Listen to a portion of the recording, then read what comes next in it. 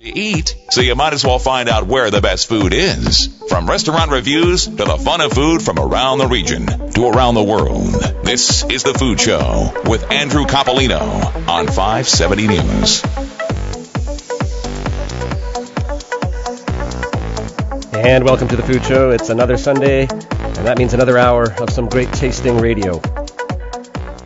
Couple of people I want to introduce you to get the show started right off the bat. We got Freddie Hayes here in the studio. He is known as the Crazy Canuck, runs the Crazy Canuck restaurant just near the St. Jacobs Market. Want to welcome to the show. I like your shirt. Relax. I'm hilarious. So let's hear it. All right, thank you. How funny are you? Yeah, I'm a riot. Well, thanks for coming in. We're going to be talking to Freddie just a little bit later. A great new restaurant, fast food fun, I think is what they call it at the Crazy Canuck. And also, markets are always of interest to here on the Food Show, and they're an interest to a lot of people, and a growing number of people, in fact. And joining me to talk a little bit about the Uptown Market, it's rebranded, I guess is the way we'd put it in the Uptown area of Waterloo. It's Aura Herzog. Hello, Aura. Thanks for being on the show. It's good to have you back here. You've been on before, but it's been a while, I think, since you've actually spoken with me. And as well, Tracy Surik. She's also involved with the market as well as a lot of other food stuff locally. How you doing? Hi, fine, thanks. It's good to have you here. We'll check in with everybody here in the studio a little bit later, but right now we have to get to somebody on the phone. He's a CEO after all, and we have to take care of the guys at the top because they're what they say carries a lot of weight. And when it has to do with cinnamon buns, that has even more importance here on the show. It's David Marskell. He is the CEO of the museum in downtown Kitchener. And David, are you there? Where is David? He's there. Hi, are you there, David? I am. I can hear you. Great. We can hear you now. Can you hear me okay? I can. Perfect. I was just saying that you're the CEO of the museum, and you're in charge of some cinnamon buns there today. It's a very interesting little endeavor. The museum is talking about all the great things that were once at their location when it was called Gowdy's. What's happening there? What's the event? Well, it all started with the celebration of the Kitchener's 100th anniversary, and we had submitted a little video for consideration, and we were one of 4 successful groups that, through the city celebration, that were able to put on a little event relating to some form of the history of Kitchener. So, being housed in the former department store called Gowdy's, we thought it only made sense to sort of try to recreate what happened in the heyday of Kitchener downtown. What a great idea, and it sort of draws our attention, from an urban planning perspective, it sort of draws our attention to how we faltered, I guess, way back when we lost that sort of color in our downtown. Not that the museum doesn't have a lot of color, but people were driven away from the downtowns, and that's a sad thing, isn't it? Well, I don't know if people were driven away as much as they were pulled away with the large box stores that started to happen in all communities in southwestern Ontario, and the downtown core suffered, but there's no question they suffered for a while. One of the great things about what was there was something called the grill room at Gowdy's. I remember, I couldn't put a date on it, but I remember my grandmother taking me to the grill room, and we had a little lunch there. And you've brought back a little bit of the food from that era in terms of a soda fountain and as well these great cinnamon buns that we used to eat. Yeah, the grill room. Now you have to remember, I was never in Gowdy's when it was Gowdy's department store. Mm-hmm. The museum now houses we're at about half of what the actual complex was at the time. But in our lower level, yes, there's evidence of what was the grill room. We've got some wonderful menus, actually some on display today. And, the prices are 10 cents for grilled cheese and so on. But I have so many people come to me with fond memories generally about Gowdy's, mm-hmm. but specifically the grill room and how they learned their manners there, and how lawyers, there was always a table set aside for a group at lunch to sit and talk to each other over lunch, and school children coming over and so on. It was a real gathering space for the community. Well, tell us about the cinnamon buns. They're there now. We've got some in the studio actually here, and as soon as we're finished speaking with you, we're going to be jumping right into those. Tell me about the cinnamon buns. Well, you're very fortunate if you have some, because we're running low, I'm hearing already, and we're taking orders for delivery more on Wednesday and Friday if people wish to purchase 4 of them or more. There are some samples which we hope will last through the next couple of hours.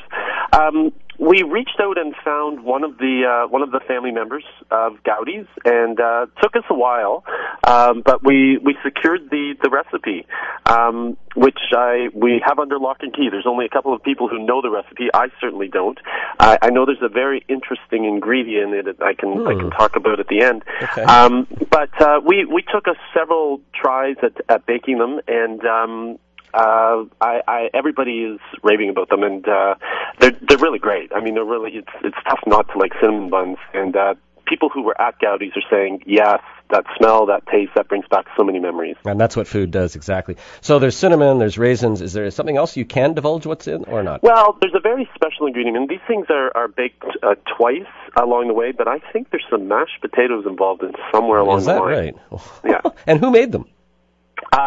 Well, we've been working out of our cafe in the front of the museum, and we've had a couple of different people working to put them together, and they're there today if you want to come and if your listeners have time to come and meet some of our cooks, our bakers. That would be great. Just give us the details of the website, perhaps, where they can find more information and also the time. Well, the museum is open, and we've experienced a lineup right from the beginning this morning. Hence, the baking we had for sale is running low, but we are taking orders, as I say, if people wish to buy 4 for next Wednesday or Friday or something. We're at 10 King Street at the corner of King and Queen in downtown Kitchener. We're open through the afternoon until 4:30, and there's a number of different events that are taking place. There's some tours of Gowdy's, because there's lots of evidence in the building of what Gowdy's used to be. So we've got tours going. I think the next one's at 1:30. We've got some music of the era, some rockabilly band, and we've got some dance lessons and so on that will happen throughout the day. And there's a photo booth, so you can, again, if you want to dress up in some costumes from the 50s and 60s and have a little fun, it's there for you. Ice cream sodas that you mentioned, and hula hoop contest. There's all sorts of fun stuff going on down there. That's great. David, thanks a lot for joining us, and I'll let you get back to the busy crowds that are there. Thank you for your time. Good luck with the rest of the day's events. Thank you very, very much. We hope to see you all there. That is David Marskell. He is the CEO of the museum, and they remember Gowdy's today, and especially some of the food elements that were in that great location decades ago. They'll be open till 4:30 or so, and you can get more information by visiting themuseum.ca. I am Andrew Coppolino, and you are listening to The Food Show. And I've got some guests here in the studio, and by the looks of them, I don't know that any of them were old enough to remember Gowdy's, but I'm going to throw it out there anyway. I don't even know the dates when Gowdy's disappeared and when it became something else. Aura, are you a local that would remember Gowdy's? No, I'm originally from Toronto. So okay. Maybe old enough. Maybe old enough, but not local enough. Okay, and Tracy, for you? I was born in Guelph, but I think Gowdy's closed when I was about 4, and I have 2 itty-bitty memories, just fragments. Okay. So you don't have to tell us what your age was, but if it was 4, what can you give us an idea of what that is? Is it in the early 80s early or late 80s? 80s? Yeah, okay. Hey, pretty good guess, hey? Not bad. And Freddie, you're in the restaurant business, and you've been in the restaurant business quite a while, even though your youth belies that, maybe. Do you remember Gowdy's? Not at all, actually. I'm from Moose Jaw, Saskatchewan, originally, so I apologize right in advance. Oh, you don't have to apologize. You don't have to apologize for being Moose Jaw. I'm sure it is. No, that's actually where I got a lot of that, those kind of sneakier recipes from all the Greek men I got to work for out there. Well, that's I remember my grandmother taking me there, and I think David Marskell pointed out that you learned your manners there, and I think to some degree I did. I mean, obviously when you go with your parents, you act in a different way when you go to a meal, wherever it is, whether it's at the family table in your dining room at home, or whether you go to a restaurant. I mean, they're maybe not. It's sort of a function. You got to get through the family meal. You have to, you get taken out to a restaurant and they try to eat quickly and you get out, kind of thing. But when you're with your grandmother, I think there must be a completely different dynamic. And I think she did demand being born. I think she was probably born in the 1890s. My grandmother. So you know how old I am. So I think there was a certain demand made there of the way you behaved in a restaurant and, the way you made sure the crusts were cut off your sandwiches and that kind of thing. And, so I think it's kind of interesting that they're sort of capturing a little bit of that era again, because I think it was a sort of a different dining experience than we have today. Now, speaking of different dining experiences, also going on here in the studio, not in the studio, sorry. It would be a very poor multicultural festival if it was going on in the studio, because we're just too small for that. The Multicultural Festival of KW, put on by the KW Multicultural Center, has their big event running. I think it's Saturday and Sunday, isn't it? Yeah, today is the last day, but there's still lots of events going on, and they have some great foods there. I don't know, have you been involved or visited recently? Not this year, but definitely every year before that. And they do have some great foods. Am I right? I'm not lying, right? Great food, great Because I've only been selection. in the last 3 or 4 years.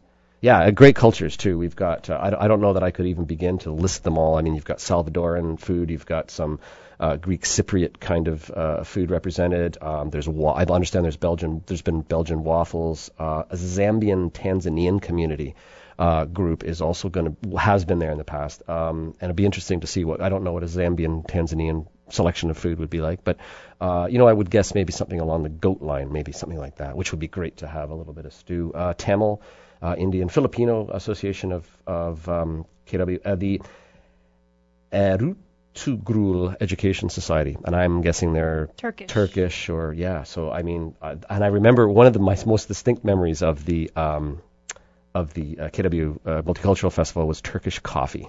That was my first experience with Turkish coffee many, many years ago. Very strong, very deep, very heady and earthy, and I love it. But that was my first sort of exposure to it. It was quite a little bit of a eye opener, I guess, how strong that coffee can be. So, if you have time and the weather is, holding up for you, if you head down to, it's at the park, right? Victoria Park, right? Yeah. Yeah, head down to the KW Multicultural Festival, and you can get a whole host of great international foods. Really, really a big part, I think, of Kitchener's dining scene is all the great multicultural food, ethnic food that we have locally, right within the city core. Basically, there's 5 or 6, 7, 8 ethnicities. So really great to see them all together. So give them a visit as soon as you're done listening to the food show. Of course, we don't want anybody taking off too early. But speaking of taking off, are you motioning to me, Liz? There in the yeah, she's very. See, I can hold her. Oh, see what she did? She pulled me. Oh, you. Well, okay. Well, we have to take a break. When we come back, we're going to talk to Aura and we're going to talk to Tracy a little bit about the new Uptown Market in Waterloo. It's rebranded a bit, has a different appearance. Stay tuned. There's a lot more to come on the Food Show here on 570 News.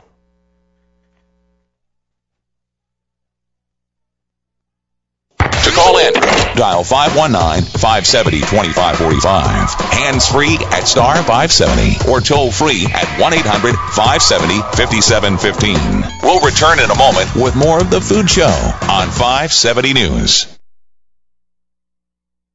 Back to the Food Show on 570 News.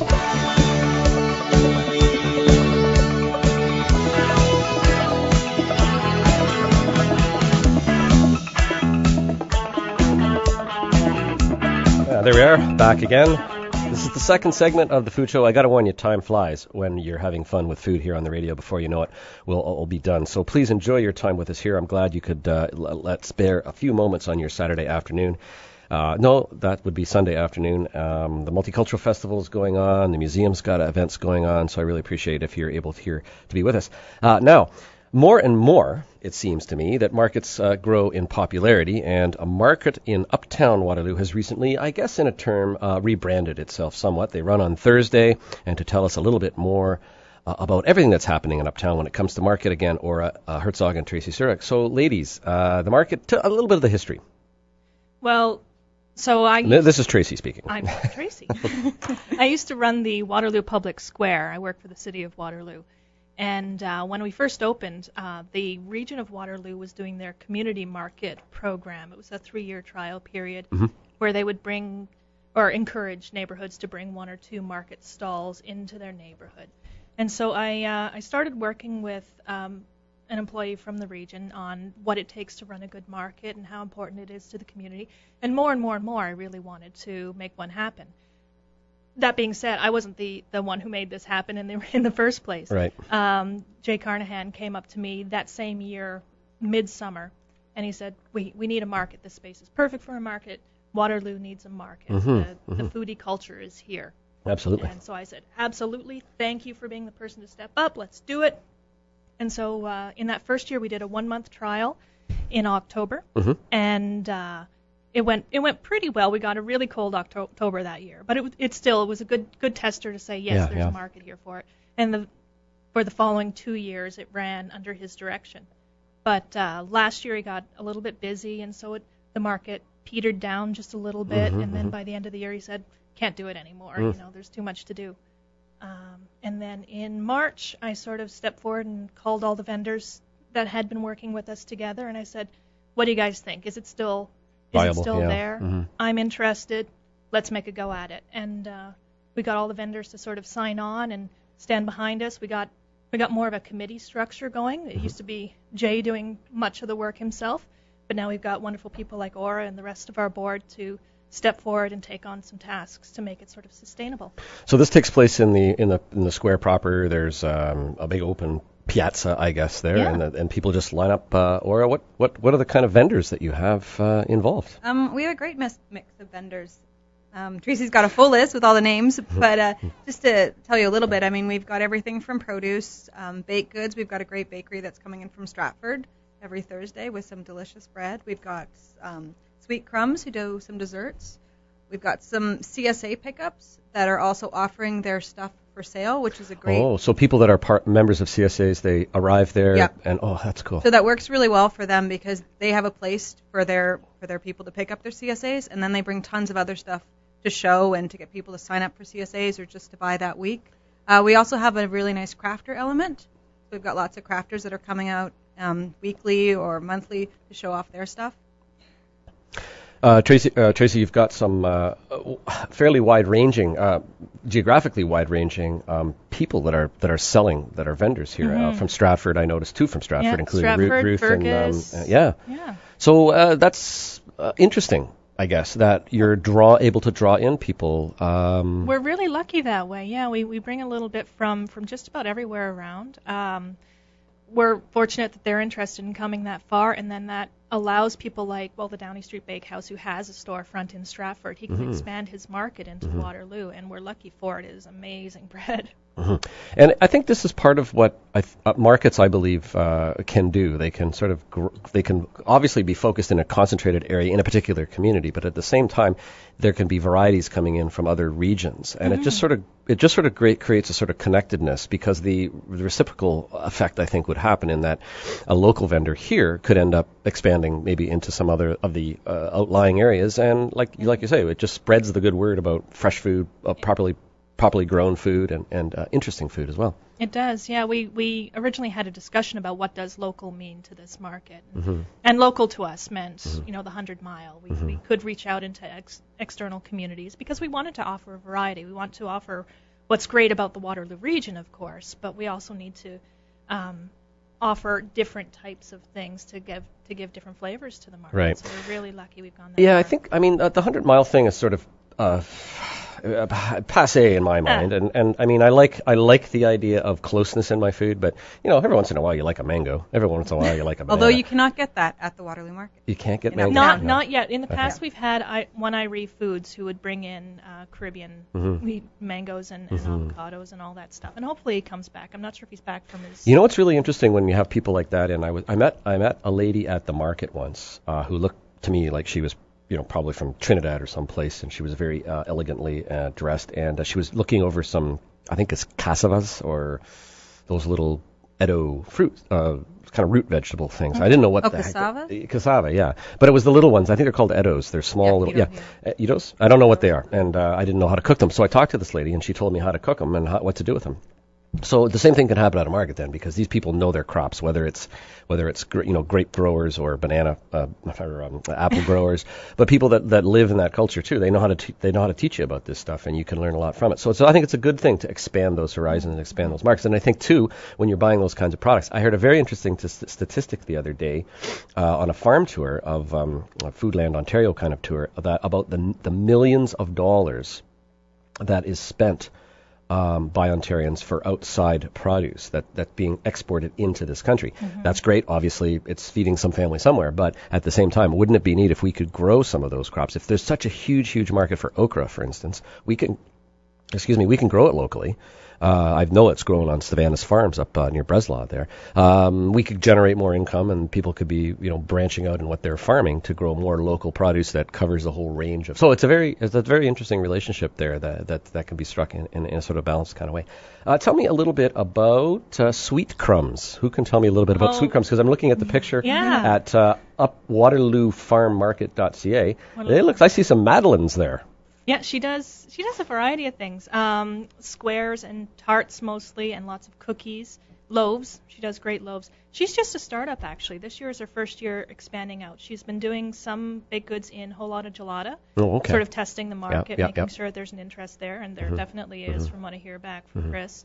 And so she wanted to test it out at a market. So this is sort of her first step into entrepreneurship, which is part of why we're there, to give people that opportunity. Absolutely. I mean, I think that the entrepreneurship, the commercial quality of what we can do here. Chris working at a whole lot of gelato with Sweet Crumbs lady. There can just be lots of reciprocity, as I've said, where they're boosting each other's business, they're not stepping on each other's toes, and it, I think, makes for a very healthy economic and food environment. Let's take a moment and throw this over to our resident chef here, Mr. Hayes from the Hello. Crazy Canuck. Yeah, how you doing? He's hilarious, remember, because that's what his T-shirt says. Can we get a shot of that? So. Camera peeps, can we get a shot of that thing? Yeah, they're zooming in on you somewhere there, Freddie. Hey, he's hilarious. But tell me a little bit about what farmers markets mean to you. Have you shopped at the Uptown Waterloo Market? Honestly, I'd hate to say it, but no, I don't.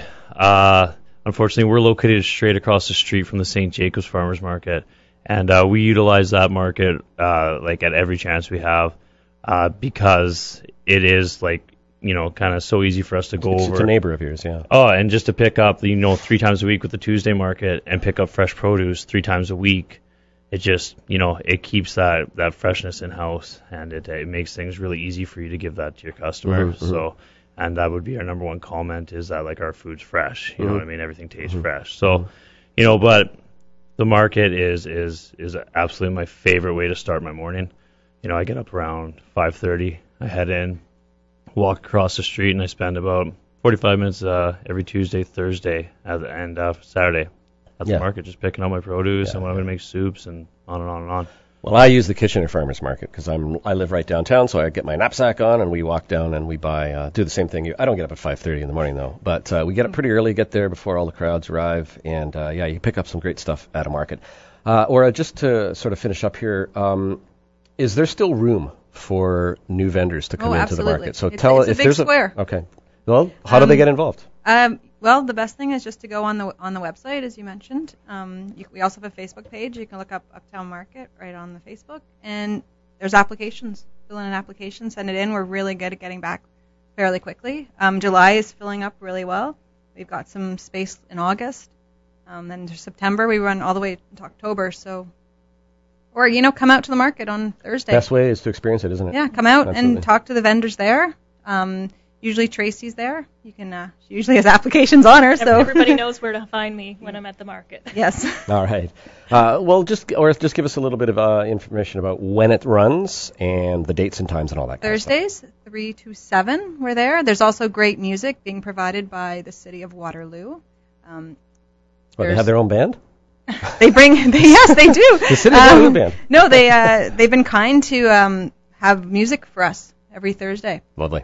You know what I like about it? It just dawned on me now, the crack research that I do. 7 p.m. is really cool that it's in the evening. So people that go after work, they could come by after work before they head home to cook their meal. It's kind of neat. I kind of like that idea that it runs a little later in the day. It's definitely a need that's not provided by the other markets right now. People that are working all day, they can't make it out to St. Jacobs, on a Tuesday morning. It's a bit of a deviation, a digression, a sidebar, whatever you want to call it. I found since we market, and we tend to market during the week as well, so when markets are open or go to a fresh produce store, Vincenzo's or, the Healthy Butcher or whatever, I find that I'm keeping the produce in my fridge is fresher, longer, and I'm spending less money. I just find that when you go to plan for a meal, we're out. Okay, we'll pop by, go by the market, whatever it is, and grab what we need. We have it for that meal. We've only bought enough for that meal, and not a whole bunch of other stuff that you end up trying to figure out what to do with leftovers. Sometimes it doesn't make it, you throw it away, whatever. But I think it's just great to sort of think about food in that way. You may disagree with me, but I'm the host. I want to thank everybody for joining me here. Thanks very much, Aura Herzog and Tracy Surek. They're from the Uptown Market, connecting farmers, artists, and you in Waterloo region. Please visit waterloofarmmarket.ca to get more information about this great market. If you're a vendor, you might find a spot to sell your wares.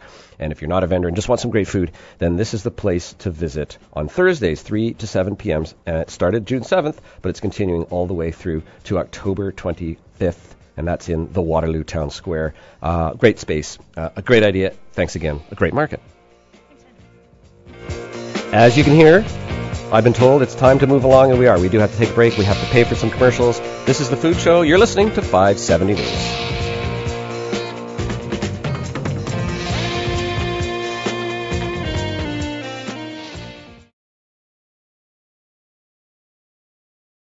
Have to eat, so you might as well find out where the best food is. From restaurant reviews to the fun of food from around the region to around the world. This is The Food Show with Andrew Coppolino on 570 News. And welcome back once again. I am Andrew Coppolino. This is The Food Show. I hope you're having a great Sunday afternoon. Now, future guests on The Food Show include the one and only Anthony John. We're trying to get Anthony in here. He's from Soiled Reputations. He's in Sebringville area. Is it Sebringville? Yeah, Sebringville area. Great farmer. A lot of his produce ends up on tables here locally. We're trying to get him in. He's a great singer as well. I'm trying to get him on the show to sing a little bit about food, as well as author and food writer Marion Kane, a big name in the food writing business. We want to talk a little bit about Food for Canada Day. So they're coming up on the show, we hope, next week. I'm just trying to book all that right now. We're also going to have Jim Eby from Eby Manor Farms. He's a Guernsey milk farmer. Well, no, he's not a Guernsey milk farmer. He's a farmer who has Guernsey cows, and from that, there's milk. I think that's probably the better way to phrase it. We're going to have him on the farm as well, have him on the show as well. He has a great milk product, and I've been enjoying it at home, and I wanted to share my experiences with you through Jim. A nice local farm enterprise here, just north of Waterloo. So we're looking forward to those visits. Now, located near the St. Jacobs Farmers Market, the Crazy Canuck has been open for only a few months, and they're starting to make a bit of a name for themselves via some great poutine, beaver tails, and other fun Canadian food that they've got going there. Freddie Hayes in the studio here is one of the proprietors. Again, Freddie, welcome. Oh, thanks for having me. I'm relaxed because you're hilarious. I like that very much. It's a great shirt. How long has the Crazy Canuck been around? Well, we're pushing on 2 months, but the actual plan was devised over about 3 years between me and my partner. And it basically started as a food truck, and we went to the region of Waterloo and realized that was just never going to happen for us at that point in time. So, and then it went on to be we were looking at a few different options, and then the opportunity came up where we had met with the group that owns the St. Jacob Market, and they were pretty interested in us, and we ended up going in there in the Market Road Antiques at the end, big, beautiful patio, and lots of parking? Tons of parking. And you can bring your horse, too. There's a stable there. Actually, my potatoes, we fresh cut all our fries, and we use a nice Yukon Gold. And our potatoes come by horse and buggy. Well, that from really a farmer cool. About 5 minutes down the road by car. Yeah, so it's it doesn't get the 5 kilometer diet. Yeah, sorry. And so it's really great, and we really picked that location because of all the growth and development in that area right now. There's multiple hotels going up. On any given market day, you can have up to 30,000 people that pass right by there. Yeah. We have that huge parking lot, as you said, and we actually utilize that every Friday night from 6 till 9. We do a classic car show, and last week we actually had 40-plus cars, and it's just outstanding for us. Cool. And we do a corn roast and chili cheese dogs on a barbecue outside, and we just have a blast with it.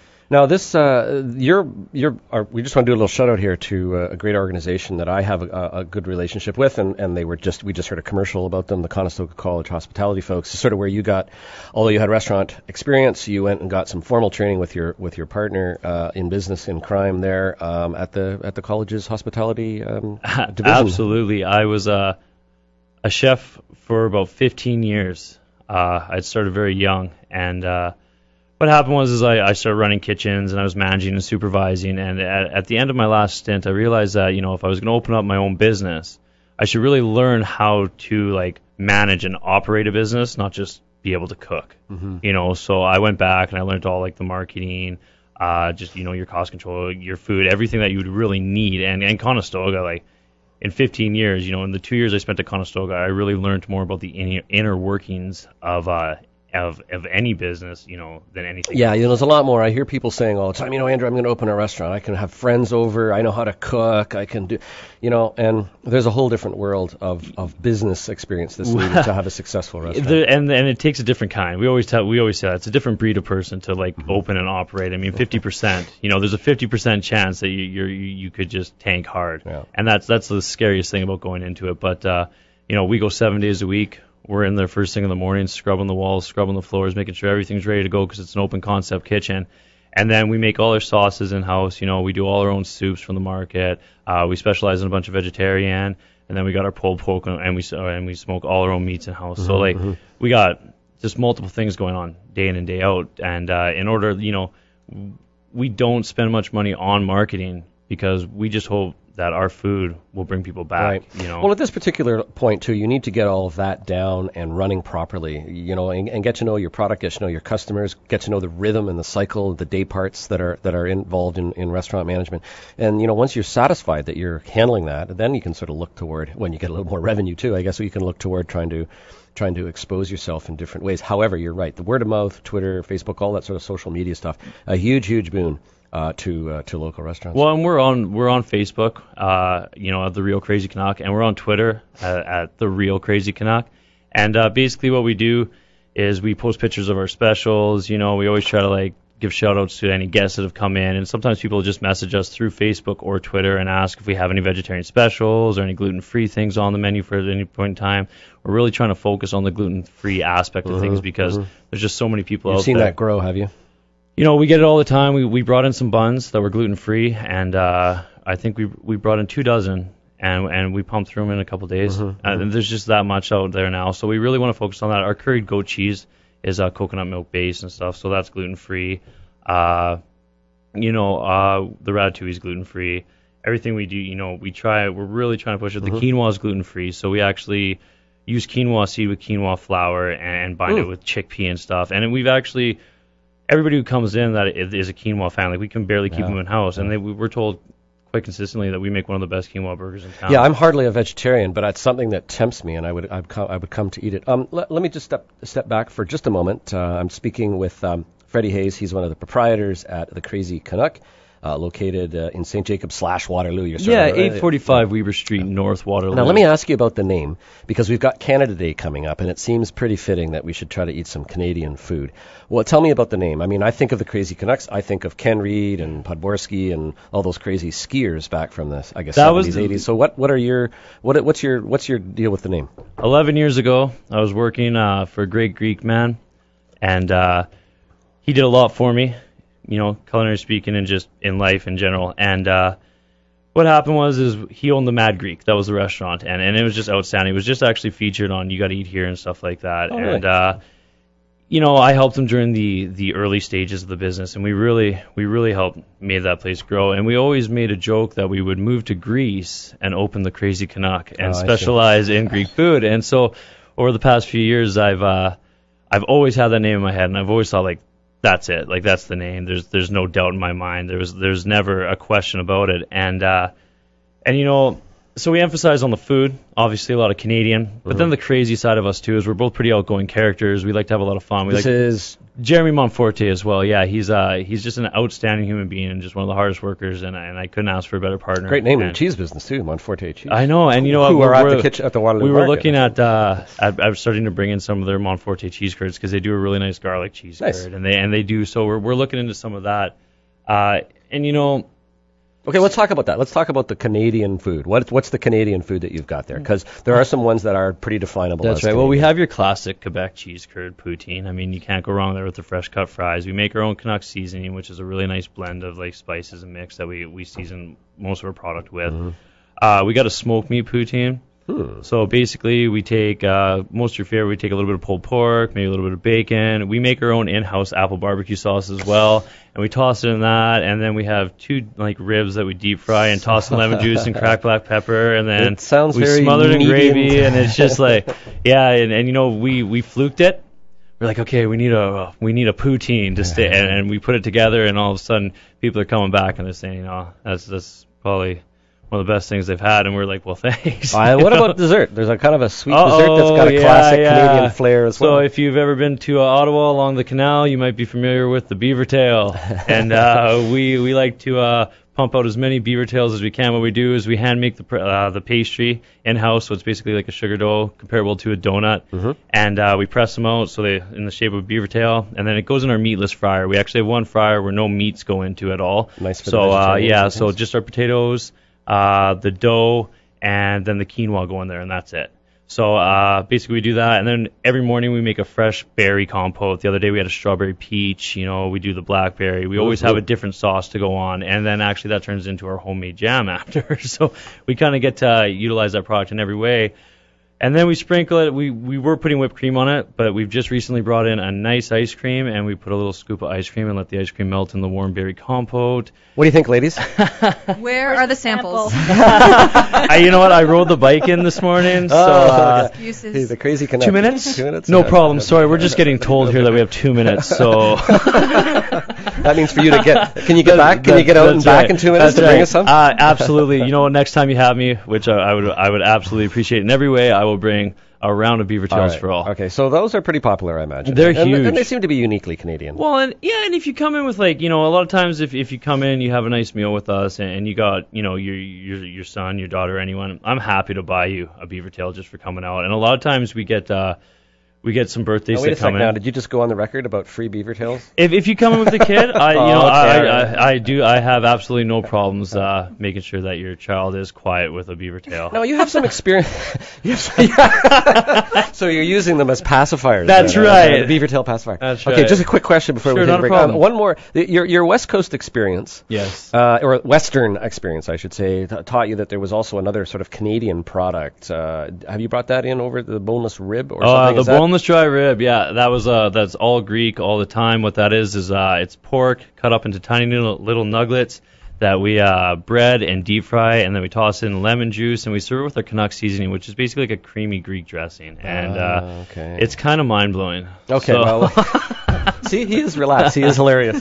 Freddie Hayes, we want to thank you for coming in. Freddie is one of the proprietors, along with Jerry Monforte and the whole family and crew there that take care of you when you're at the Crazy Canuck. It's located near the St. Jacobs Market on Weber Street, 845 Weber Street. 845 So you Weber can't miss Street it when North. you're by the antique shop And there. Friday night, 6 till 9, classic Right. car show. It's a great time. For more information, check out Facebook, the Crazy Canuck, and you'll get some great information there about what they're doing. So we do have to take a break. Liz in the operating room there, you're motioning to me again. Yeah, we do have to take a break, but don't go away because there is a lot more left of the food show right after these messages. You're listening to 570 News.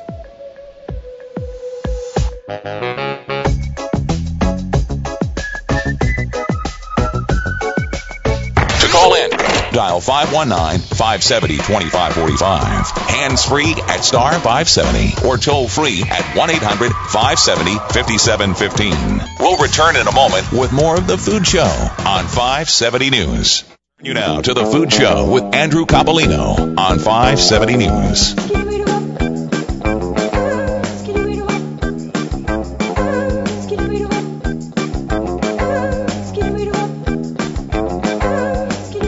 Here we are. This is the last segment of the food show. Now, we've neglected to tempt you, I say, with one of the delicacies found at the Crazy Canuck, and that is, I'll go over to Mr. Hilarious. We do offer a baked hot dog that is a foot-long dog. Baked hot dog. Baked, yeah. So what we do is we take a delicious hot dog and we cook it in our secret juices. And then what we do is we put it in a delicious panini-style baguette. And we Grain put Harvest Bread House, awesome German bakery. And what we do is we put bacon, tomatoes, and a mixed cheese on it, and we put it in the oven and we bake that on, and we serve that with a jalapeno mayo, and it's the next level. We call it the real deal. Okay. Yeah. So one real deal, please. That's what it's called. The Okay, so what that makes me think about is a food truck item, and herein lies the segue. That's a food truck item. We've had discussion on this radio station about food trucks. They are controversial. They get people. They galvanize and they polarize and they do all kinds of things. What's your view, Mr. Hayes? Well, I love the food truck personally, and a good friend and mentor, Matty Warden, and I used to discuss the onion ring and how awesome onion rings are. Just A well-made onion a ring. well-made onion ring is just such an untapped market, and that would be just the greatest option for a food truck. So you'd like to see them? You're a mixed bricks and mortar restaurant. I would love to restaurateur. see them. Yeah. And I would love to see them at like fair rates. So that one people try to park's open them. 200 meters from your establishment. You say bring it on. Bring it on. I like to work with like other chefs, and I like to learn from other chefs. So I just if you got good food and you're close to me, there's a good chance I'm going to come and eat your food. And then some of your customers are going to know about it, and they're going to say, hey, well, I got some. We've actually been asked if we could just sell product for food truck. Okay. Yeah, Tracy, your view on food trucks? What do you think? Oh, they're great. They add to a lot of community building, bringing people together, bringing people to the uptown, downtown cores so they can explore everything. It's been restrictive. It's been tough. I mean, first of all, to get a good food truck rolling, you need like probably $80,000. Let's be real about it. Yeah, you need a lot of money to get it rolling, and you have five months to sell your product, unless you're going to be able to drive it down to Florida or California or whatever. So why it's restrictive to get a food truck? Can you just sort of outline? Are those restrictions easing up? Do you figure that there's going to be a time now when this is going to evolve into something that's a little bit more of an entrepreneurial benefit, I guess, for anybody that wants to set one up? Well, who knows? I mean, in Waterloo, I know the current standing is it's a temporary test. So I don't know how many food trucks are going to be establishing their $80,000 vehicle for this, 2-year trial period just to get it canceled at the end. Right. I'm not sure how many, but I know there are a lot that are out there already established who are interested in licenses such as this. So maybe it'll build. And Aura, you've been a bricks and mortar restaurant owner, a bakery owner. What are your thoughts? What if I set up some kind of a pretzel truck, to a block and a half from your restaurant, bakery? What do you say? Every good restaurant has another restaurant next door to it. You look any big city. You look even Duke Street here now in Kitchener. All these restaurants are opening up, and they're just doing better by having competition. Personally, at the end of the summer, I want to see every food truck that's come to Kitchener at Civic Square for the end of the summer. For a big send-off party kind of thing. Yeah, right now we've got one truck coming, and there's more people now. It's not enough, is it? It's not enough. We need more trucks. Yeah, we do need more trucks. So people have gone on the record. We only have a few seconds left. A few people have gone on the record to say that this is not the image that we want to portray about our city. This is what I read in the newspaper. To me, these aren't hot dog carts anymore. They're not just those little hot dog carts. Nothing wrong with those. But these are full-fledged mini restaurants on wheels that offer some unique niche food for a particular city. Yeah? Well, not everyone has time to sit down in a restaurant at lunch. People have half an hour for lunch. A food truck services that need. People can get a quick lunch, go back to the office. Well, I think it warrants more debate, doesn't it? We're going to have to get people back on the show, and we'll have a call-in session. So look forward to that. And I want to thank you all. We have to run, but I want to thank you all for joining us today. It's been a great pleasure to meet you. Freddie Hayes from the Crazy Canuck in St. Jacobs and Waterloo area, Aura Herzog, Tracy Surek, they're representing the Uptown Market. And, of course, my thanks also to David Marskell of the museum. And you can get down to the museum right now and still have a couple of hours left in the day to enjoy some of the events that are going on there. Thanks also to our studio personnel here at 570 News, our internet producer, Catherine Drake, and our operator, Liz Russell, in studio. Thank you. Visit 570news.com for an archive of past shows and follow The Food Show at twitter.com, 570 News, 570 Food Show. You can read my column in the Kitchener Post each Friday. Join us again next week for Marion Kane and the irrepressible Anthony John. That'll be Canadian Food on Canada Day. Remember, eat wisely and eat well. Thank you very much for joining us here at The Food Show, only on 570 News.